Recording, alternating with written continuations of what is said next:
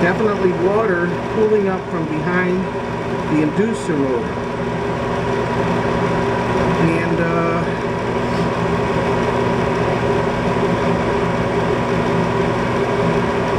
this could be a plugged up something. I read that I'm supposed to blow on a pipe. Let's see if I can do something about it. The secondary heat exchanger just might be all gunked up and not working properly. For all I know, there's CO2 in this house. I have been feeling a little lightheaded. There's been a very acrid smell. Maybe I'm getting used to it. I don't know. It seems to have gone away.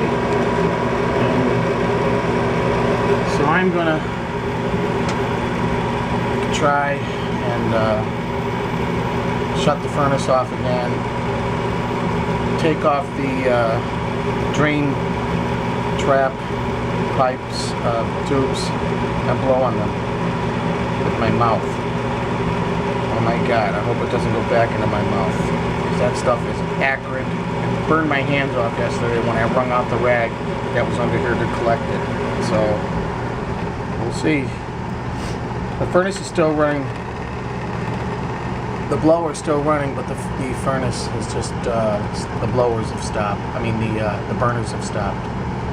I don't know if that's a shutdown, or I don't know if that's common procedure, or what. It's still 65 in here.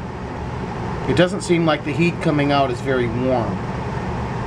When I went outside, I tried to clear the intake tube, air intake tube, and I couldn't get the auger to go down very far because there's a 90-degree angle. But I did smell that acrid smell coming out of the exhaust.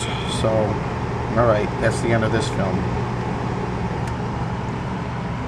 This is a Bryant plus 90 high efficiency furnace, approximately 2014. And this is my second day of trying to do something about improving the efficiency and stopping this leak.